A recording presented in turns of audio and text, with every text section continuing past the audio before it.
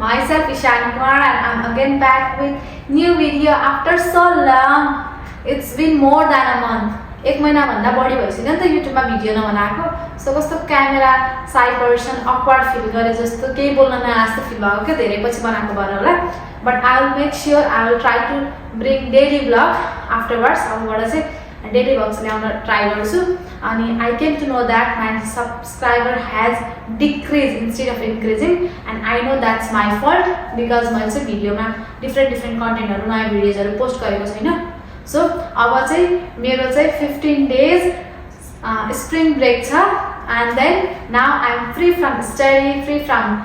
Other pressure. So अब चाहिँ एकदमै खाली हुन्छु नि त अनि भिडियो लिएर आउँछु अनि त्यसपछि पनि कन्टिन्यू गर्छु किनभने अब स्टार्ट गरिसकेपछि त पछि पनि गरिराखिन्छ नि त. फेरि बिचमा ग्याप बसी कहिलेबाट स्टार्ट गर्ने भन्दा पोस्टपोन हुँदा यत्रो लङ टाइम भएको. अनि थम्बनेल हेरेर त थाहा पाइसक्नु भएको छ होला. यो 15 दिनको छुट्टीमा चाहिँ मैले चाहिँ मेरो फ्यामिलीलाई चाहिँ I am coming to Nepal to get married. Oh my god, बिहा गर्नलाई म आउँदैछु. 15 दिनको छुट्टी छ अनि केटा चाहिँ मैले अलरेडी खोजिसकेको छु. आएर पेपर म्यारिज कोर्ट म्यारिज गरेर मात्रै आउँछु and then I will be returning back. अनि पछि चाहिँ केटालाई ल्याउन मिल्छ नि त. अनि पछि चाहिँ म केटालाई लिएर आउँछु. पछि एप्लाई गरेर ऊ चाहिँ आउँछ. अहिले चाहिँ म एक्लै नै आउँछु फर्किँदाखेरि 15 दिनपछि. अहिलेको लागि चाहिँ पेपर म्यारिज गरेर अनि विवाह दर्ता बनाएर म आउँछु भन्छु. Let's see how my parents गर्न रियाक्ट. म चाहिँ बाबालाई प्राङ्क गर्नेवाला छु.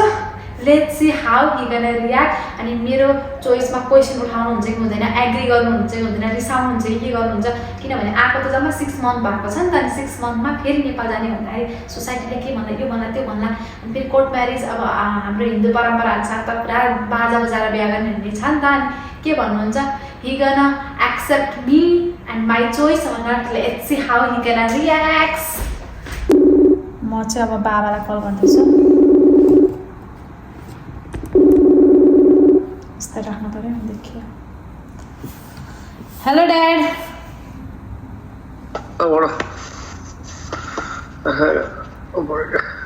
किन बत्ती नै आउनुभएको? कस्तो कालो आयो, बत्ती बाल्नु न. एकछिन बाल्नु न, गर्नु न.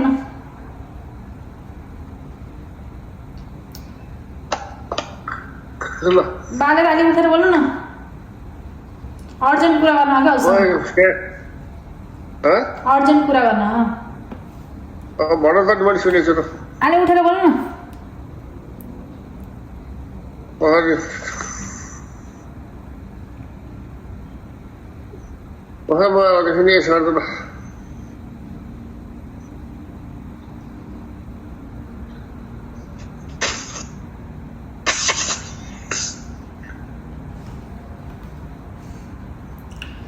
अब हाम्रो 15 दिन छुट्टी हो के. 15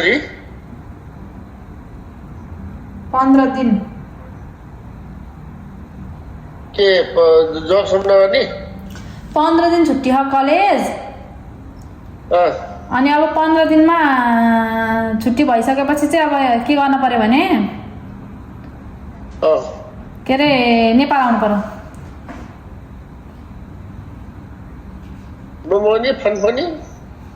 नेपाल आएर अब एक्लै गर्न गाह्रो हो. अब बिहा गर्न पर्यो.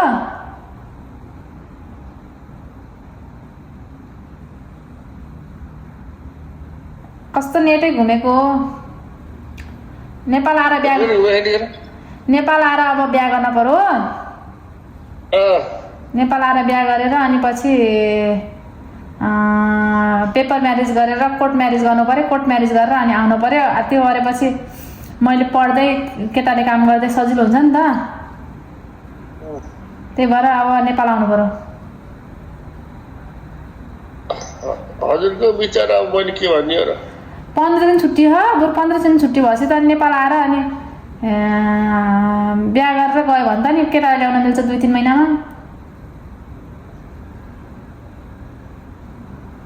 कोही छ त्यस्तो?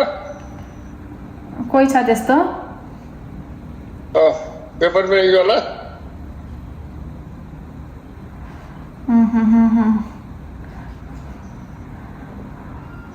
अब त्यहाँ आएर खोज्न पर्ला नि.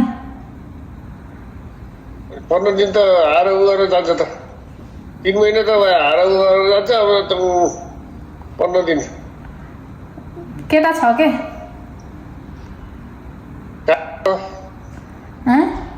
छेत्री नै हो परिया बिहा मिल्छ बिहा पेपर म्यारेज भने के हो र कोर्ट म्यारेज गरे पछि आएर फेरि बाजा बजाएर बिहा हेर्ने अहिलेको लागि पेपर म्यारेज भनेको कोर्टमा गएर गर्ने कि अहिलेको लागि चाहिँ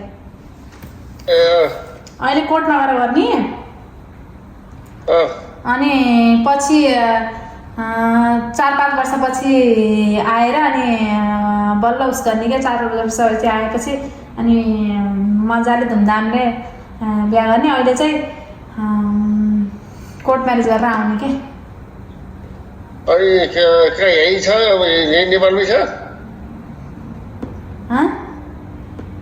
नेपालमा छ कि उतै छ नेपालमा यहाँ गएर सजिलो हुन्थ्यो के नि त्यही भनेको नि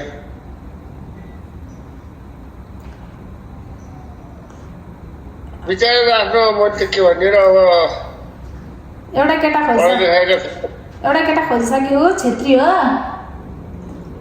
कहाँको फेरि ल्याङ गर्ने खालको हो कि कस्तो ल्याङ चुरोट रक्सीले खान्न अनि मभन्दा 1 वर्ष ठुलो हो के छेत्री हो के छेत्री हो कार्की हो खै के हो छेत्री कार्की भनेको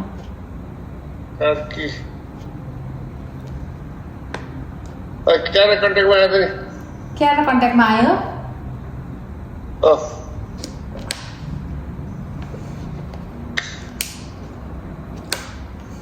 फेसबुकबाट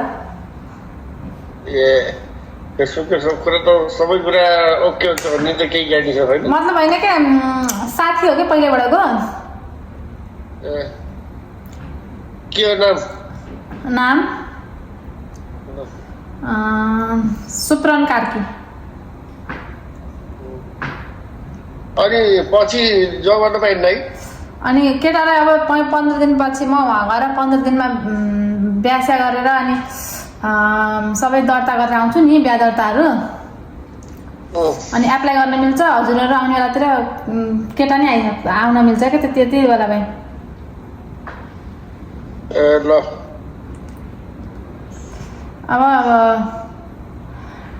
अब दिशा पनि कुरा मसँग त गरेर के हुन्छ र अब राम्रो के हो नराम्रो के त्यो मलाई थाहा अब मैले त के भन्ने र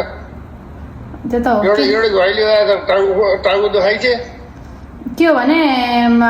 भोलि नै आउनु पर्ने भयो टिकट काटेर किनभने आजबाट छुट्टी हो के अब आज अप्रेल फुल त होइन कतै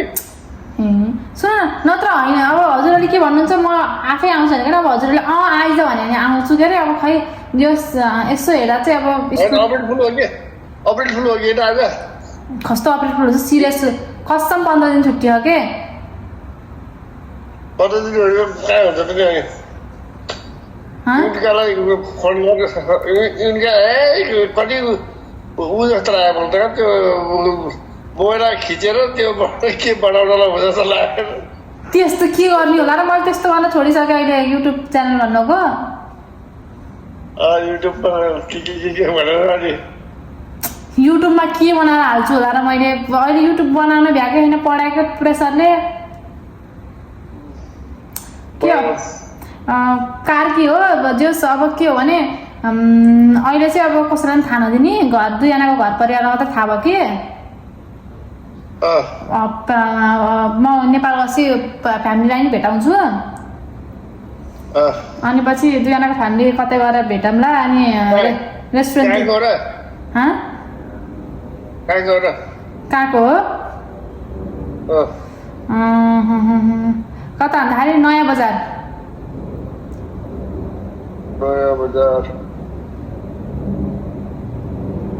कहाँनिर दमकल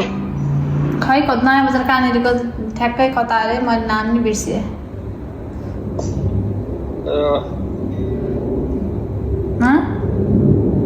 कहिलेबाट छुट्टी छ र आजबाट अब एक दिन त्यहाँ गइसक्यो होइन अब 15 दिन छुट्टी हो क्या आज क्लास गरेर आएको हो आज 3टा क्लास भयो अब 15 दिन छुट्टी छ जस के गर्छु भने भोलि चाहिँ उस गर्नु पर्यो टिकट काट्छु अनि भोलि बेलुकातिर यहाँबाट निस्क्यो भने पर्सि त्यहाँ आइपुग्छु तुरुन्तै आउनु पाइन्छ भोलि नै भ्याना गर्छु भने नि पाइन्छ तर यस्तो हुन्छ क्या प्याकिङ गर्नु पर्यो नि त अहिले त अब ल म पनि आइसक्यो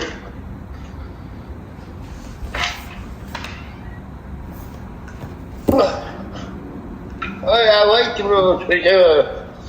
तिम्रो छोरी ठुली भइन्छ अब बिहा भइन्छ बत्ती बाल्नु न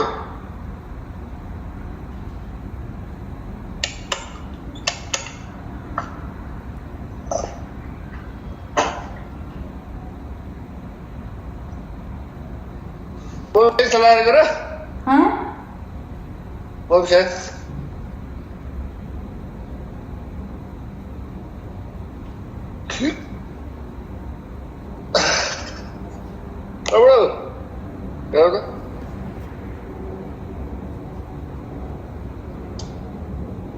भनेपछि अब आमा आउँछु है त अब ल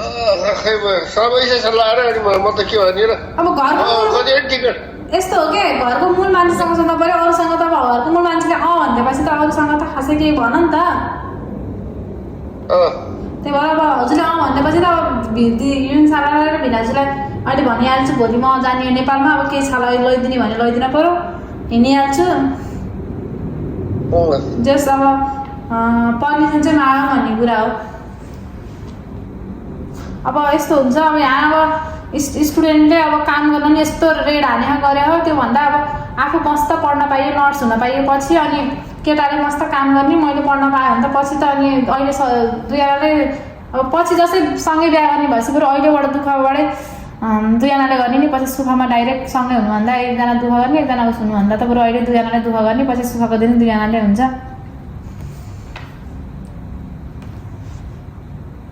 होइन विचार गर्नु त ठिकै हो एक किसिमले त राम्रो पनि हो के